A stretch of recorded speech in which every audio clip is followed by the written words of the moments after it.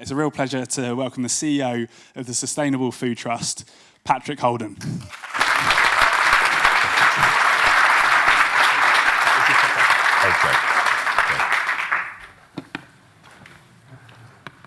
Hello everyone, good afternoon. Thank you very much for inviting me here this afternoon. The theme I want to address is the question which I think is on everyone's minds these days. What should I eat to be healthy and sustainable from a farming perspective? Because I've been a farmer all my working life, although I've had a day job talking about it on the side most of that time. And so to go straight to the conclusion, just so you know what I'm going to cover, my suggestion is that we should eat in alignment with the productive capacity of the sustainable food systems, production systems, which need to replace the unsustainable ones we've got at the moment. And when it comes to our staple foods, we should try to source them as close as is reasonably possible to where we live, which of course in the case of a big city like London might be the food footprint of our diet might be the whole of the UK. But nevertheless, the proximity principle, where the foods can be grown sustainably and regionally, and not obviously impossible to go, is what I believe we should do, along with living in harmony with the planet in which we find ourselves. So that's what I suggest. And as Zoe said earlier, I think that what we can eat is quite flexible within those constraints. And I'm hoping that in my talk, I'll be able to cover some of those issues. Just a little bit about me. I'm a Londoner, the son of a doctor, a child psychiatrist who went back into general practice. I grew up in London, and I had some childhood experiences and another experience in the west coast of America, as my dad was posted out to the Bay Area in 1970, which convinced me that I wanted to get back to the land and live in harmony with nature and be self-sufficient, which is why I moved to West Wales, which is where my farm is, in 1973 to set up a community farm. So that's a bit about my background. I'm going to start by sharing with you my farm story, which I think has informed a lot of what I'm about to say to you. And then I'm going to talk a little bit about my work in the Sustainable Food Trust and how what our messages are from that work at the moment. And then I'm going to finish with a perspective about the need to live in harmony with the planet. But before I do that, I just want to say this. David Attenborough and many other climate scientists are now saying to us that we're in the last chance saloon when it comes to avoiding irreversible climate change. Maybe we've got as little as 10 or 15 years to get inside planetary boundaries, particularly in relation to greenhouse gas emissions.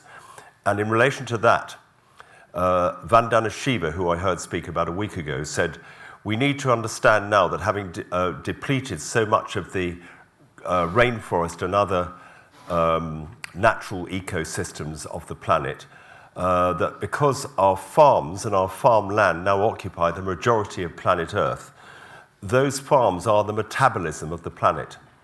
And if the planet was an organism, it's sick. There are gaseous emissions, it's bleeding, it's in real trouble, and the trouble is on the farms. So if we want to address climate change, we have to change the way we farm and the way we eat in very short order, and that's what I'm going to talk about. This is my farm. This is me in 1973 on the tractor when we moved there as the commune. We established a dairy herd right at the beginning with 30 Ayrshire cows, and we milked them. That's the farm today. Here's the view. We're 10 miles from the coast, and we've got a beautiful landscape, as you can see. And what is interesting about this story I'm telling you is that for 46 years we've tried to farm sustainably. So I'm in a fortunate position of witnessing the impact of farming practice as sustainable as I could make it on the farm and the landscape and the biodiversity and everything else. And these are our farm buildings, and we make cheese from our herd, which is today 80 Ayrshire cows. And we're trying to practice the principle of the circular economy, the law of return. We're trying to harvest the genuine surplus from the natural capital, which is today around 300 acres that we're managing and trying to look after and restore during our temporary occupation of this hill. And those are the buildings where the cattle are in winter. Here is an Attenborough-inspired change. We spent quite a lot of money from the Welsh Assembly government, which we thought was the last of the EU money. Hopefully it won't be. This is a covered silo because we couldn't bear big bale silage and all the plastic that it used anymore. So we put in this, which is obviously a lot of embedded energy, but we think it's right. And here's the building about to receive our first cut of silage. That was taken a week ago. These are our cows coming in to be milked. That's the cheese dairy on the left. You'll see more of that. And that's a grain store because we're trying to be self-sufficient in everything, in bedding, in grain, no nitrogen fertilizer or pesticides for 46 years. This is the regulator who was appointed to Dame Glenys Stacey on the right, me, and then that's the head of agricultural policy for Wales on the left. And I'm showing you this because we're trying to address emissions. This is a covered slurry store, and it's got an airtight roof, and we're monitoring the gas emissions, and we want to use that to heat our dairy water. So we're looking at energy, we're looking at everything in the farming system. We're trying to make it resilient. Here are our cows. These are our heifers, in-calf, young animals, destined for the dairy herd at our holding called Havod, which is one that we rent, which is also the name of our cheese. And here's the herd on the hill, the sea in the background. We're practicing mob grazing because we believe that if all the world's farms were to switch to sustainable management with crop rotations and holistic grazing, which is what we practice, we could sequester up to 100 parts per million of CO2 out of the atmosphere and back into the soil, because during my farming lifetime, we've been mining the accumulated soil fertility, not only of the period before we farmed, but actually the period before we used nitrogen fertilizer, where the carbon was built up. And here's the cows coming. Our farm, there's a big debate about land sharing and land sparing, and I believe that we should integrate, we should work in harmony with nature, producing food and let nature coexist with our farming systems, which I know it can. We have a rotation on the best land on the farm where we grow grains for the cows to eat, because it's difficult to produce milk and other dairy products exclusively from grass. You can do it, but it's difficult. So we're feeding us a modest amount of grain, and we're trying to be self-sufficient on the farm. And this is ploughing for that grain. Here's the crop coming up. Here it is. That was taken last year, actually, but this is jumping around a bit. Further on in the rotation, we grow grass, red clover, white clover, and that's the engine of fertility building as part of a 6 or 7 year rotation. And we cut this for silage or hay or haylage. And as you can see, it fixes nitrogen and is very prolific. This is the grain crop again. Oats, peas, and barley we're growing, and we mill it into a sort of muesli, which the cows eat at milking time. And there's last year during the drought, which we hadn't had the likes of since '76, with the oats and peas nearing combining. That was taken in August with the beech trees already losing their leaves. There is the round bale bedding, which we use for the cows, and we also bale hay for the young animals. Here they are eating it in the winter. They're housed for about 6 months because it rains a lot in our part of the world. We nurse suckle our calves because we believe that's better for them. It's like breastfeeding. It's a better start. Most dairy farmers don't do that, but we think it's really important, because if calves suckle, they get love, they get better nutrition. It's just better. Here's the milking parlor, quite an antiquated milking parlor, actually inherited from Rachel's Dairy of Yoghurt Flame. And there's me, looking a bit anxious. But I should be milking tomorrow morning, by the way. I've got to get a 3:45 from Paddington because I've got to go back and milk. Here's our cheese making. We are making a cheddar-style cheese. We're maturing it for 11 months, and that's the beautiful cheddaring process. And here's the molds being filled with the milled curd. And there's some of our staff, actually some visitors as well. And here is the cheddaring process actually happening. The milling process actually happening. You can see it going into the mill there. That's a vat which we bought from actually the Montgomery's farm. Some of you will know Montgomery cheddar. They outgrew their vat. And here is the cheese in the store, grading. There's my wife with a man called Albert Strauss from Strauss Organic Dairy in California. He's a friend and a visitor. And here is our cheese on sale in Buy-Right in San Francisco, which is a bit strange. It would be much better if we sold all our cheese in Wales, but unfortunately, because of uncosted negative externalities, this is the hidden costs of our present food system, which we avoid. We have to charge more for our cheese than the supermarkets are prepared to pay, so we've effectively confined ourselves to a niche market. I used to be a carrot grower. This is important because I believe that we should eat vegetables that are grown on mixed farms. I did an interview with Elliot Coleman, who's the father of the sustainable horticultural movement in America, in January this year, which is on our website. And I asked him in that interview, he's a grower, more or less and exclusively an organic grower. And I said, do you think livestock are important in vegetable production? He said they're essential. You need them in the rotation because their manures will prime the fertility, the biological fertility of the soil. And yet all the vegetables we eat today, if they're not hydroponically grown, which is all the salads, so if you buy salads in a UK supermarket today, they will not have been grown in soil, they'd have been grown hydroponically in nutrient solution. But even the ones that are grown in soil are grown in chemical monocultures in the east of England. And we grew carrots for over 20 years, and we had to ship them firstly to a packing station in the west, just near us. Then all the packing stations closed down because of what the supermarkets call category management, until the last packing station that Sainsbury's and Waitrose, who we were supplying, was in Peterborough, which is 230 miles. So we couldn't do that, so we had to stop growing carrots after, I think it was about 25 years. I'm going to come to meat in a minute, but basically there's a lot of confusion and misinformation about what we should eat, what meat we should eat to be sustainable and healthy. And one of the casualties of that is the male dairy calf, which makes very good veal, but nobody buys veal. Instead, they're all eating chicken. I noticed we had chicken for lunch.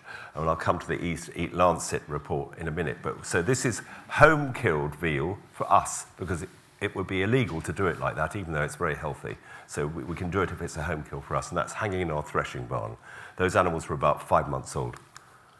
This is a bit about biodiversity. I said about land sharing and land sparing.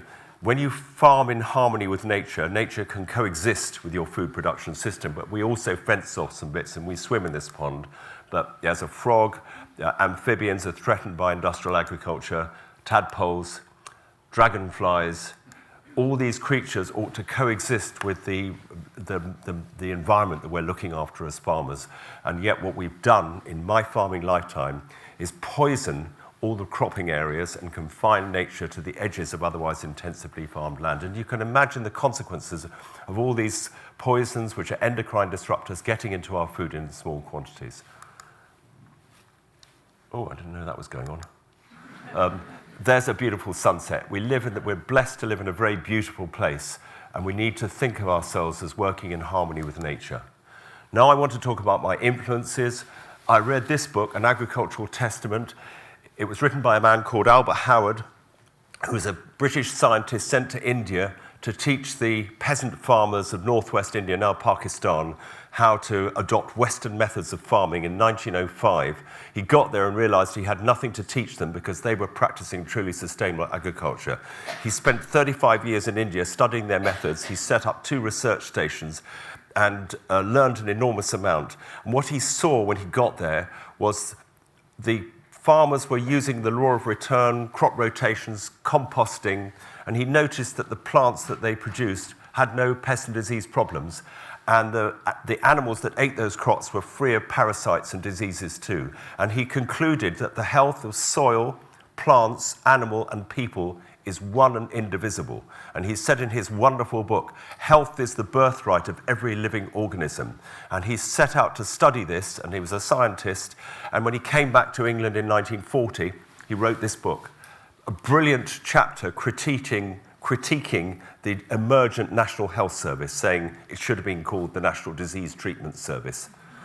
And then Lady Eve Balfour, who founded the Soil Association, and thought she read the book, she was inspired, she said, we have to set up an organisation that I worked for many years to promote a better public understanding of this intimate relationship between soil health and plants and animals and people. She said we should regard agriculture as the primary health service. She was right. And there were other people, Steiner, Rodell, he was the American equivalent. Lady Balfour actually went to his wedding. These early thinkers had all the big ideas. One of the things that Howard said is we should come to regard pests, diseases, and parasites as nature's professors of good husbandry, because they will reveal to us our management deficiencies. How true that is, we sort of understand that ourselves, and I certainly know about that as a farmer. And it's interesting that we haven't had a single case of mastitis now for 5 months in our dairy cows, and if you're a farmer, you'll know that's pretty impressive. And that, I think, is because we've got the system working in harmony with itself.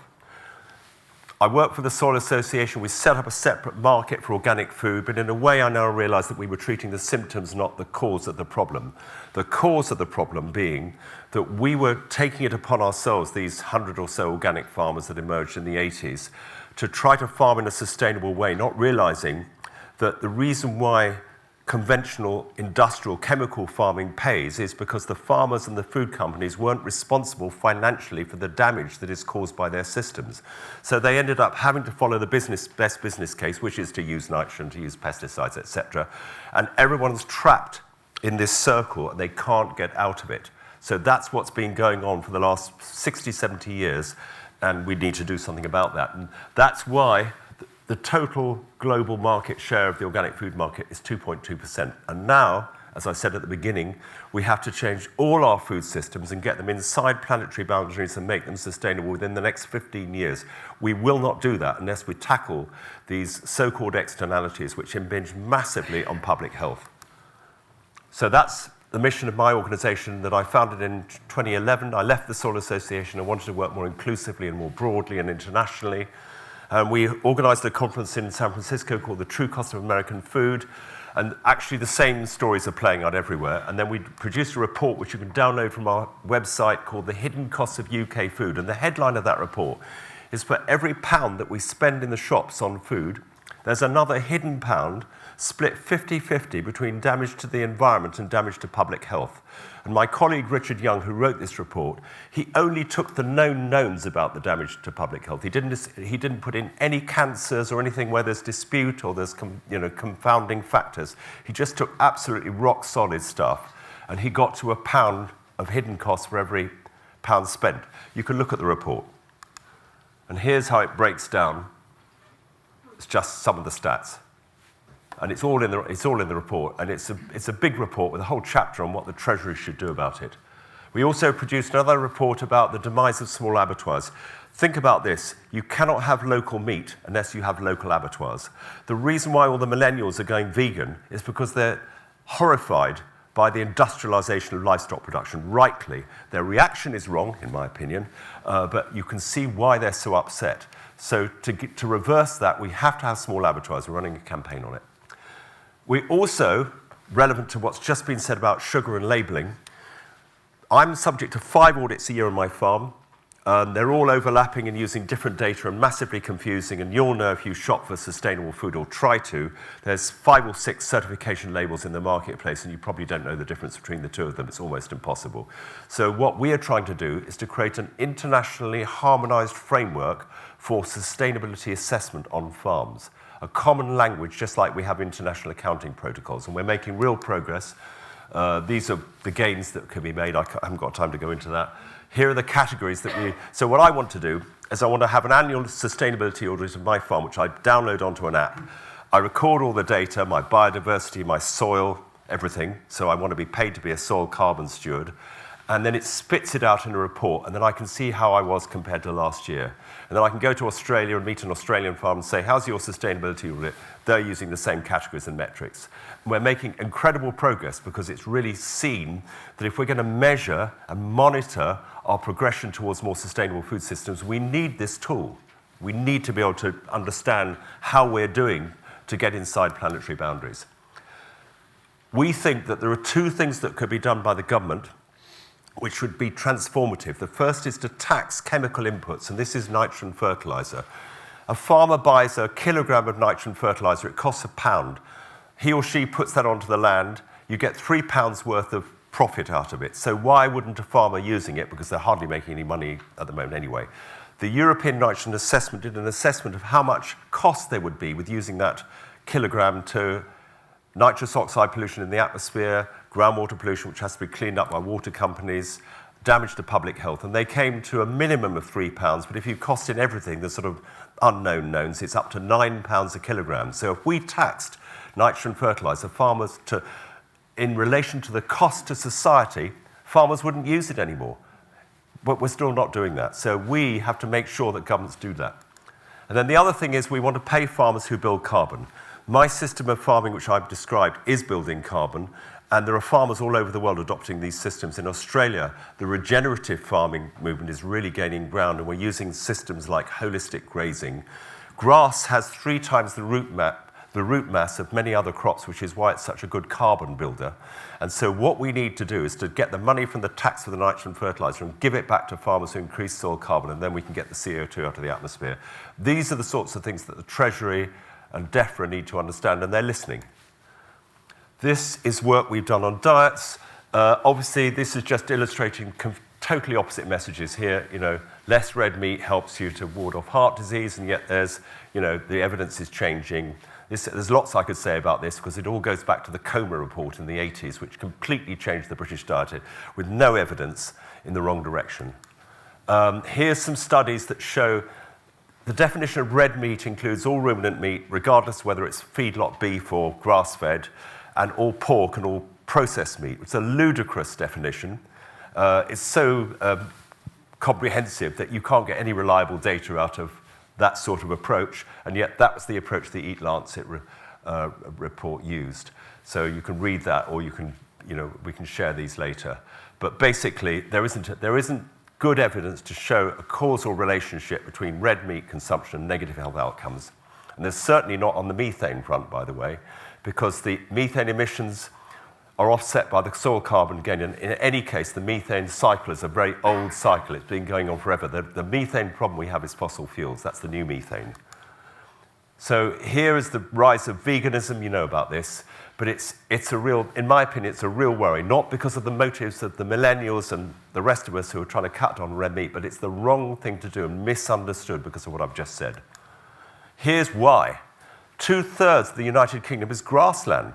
What do people think, if you're not a fan of George Monbiot, which I'm not, even though I know him, he's misled a lot of people in his messaging. He doesn't understand agriculture, so he's saying we should either re-wild Wales, where I farm, or certainly not eat lamb anymore, yet grass-fed lamb is one of the most sustainable foods we could eat.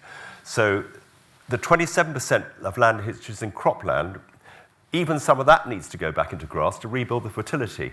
So that's why I'm saying we should think about what a sustainably farmed Britain would produce in terms of the ratio of different foods, and then eat in proportion to that. We need studies to do that. This is the Eat Lancet report. I think it added massively to the confusion about what we should eat to be healthy and sustainable. Again, there's a big conversation to be had about that. The 37 authors, led by Walter Willits, were well-meaning, but frankly, none of them understood agriculture, and that's a real problem. Here's, you know, I don't know if you know, Joanna Blythman called the Eat Lancet diet a starvation diet. Here's where it's nutritionally deficient.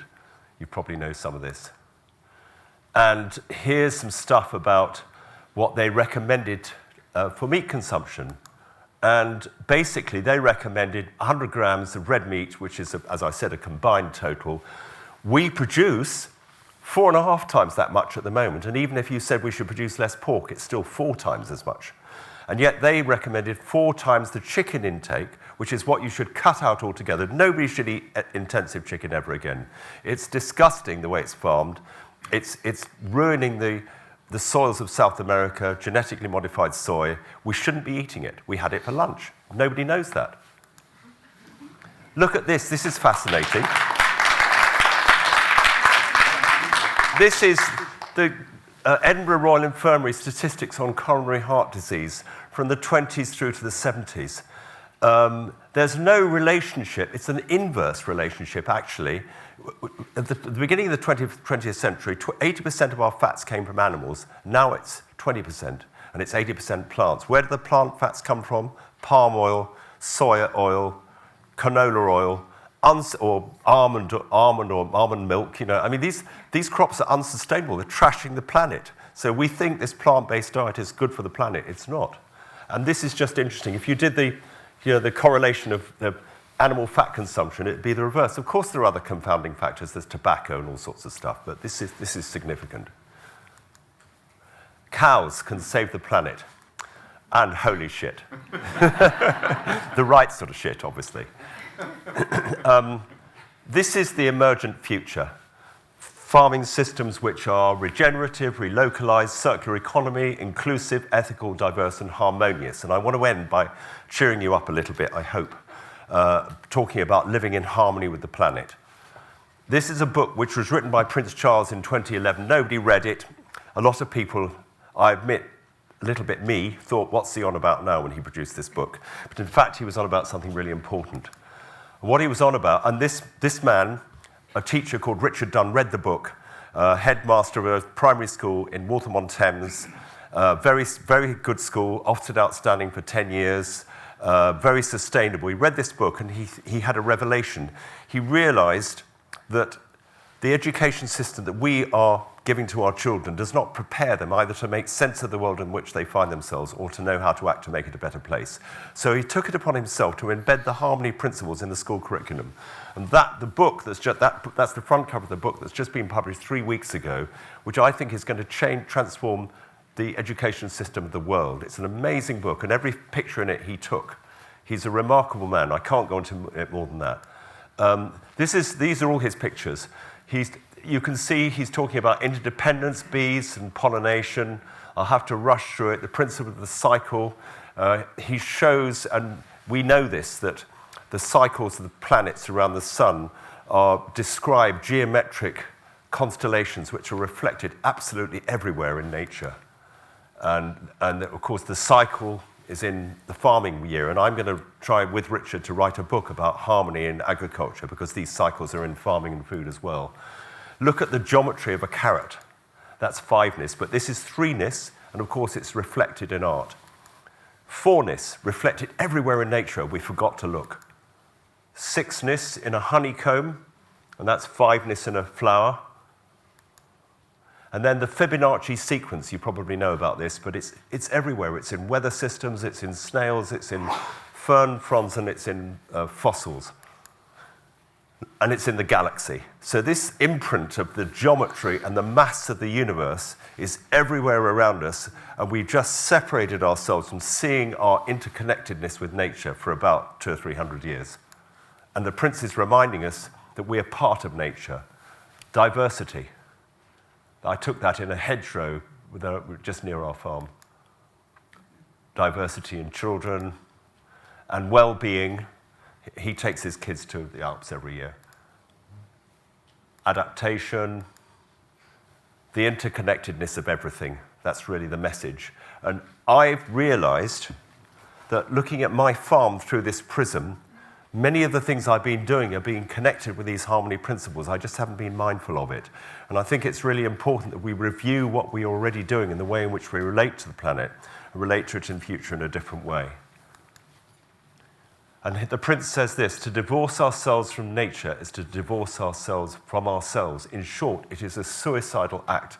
And that is playing out around us because we have plundered the resources of the planet which we occupy just in a couple of lifetimes, really. And now it's time to do something about it. I want to show the critical importance of harmony to the health of the human condition, the sustainability of the natural world, etc., etc. That's us. Visit our website. You can download some of this stuff. If you want to learn more about my farm, we have an Instagram called Havod Cheese, but we've got lots of social media stuff as well. Is there time for a couple of questions? Fantastic. Yeah, but firstly, round of applause, Patrick Holden.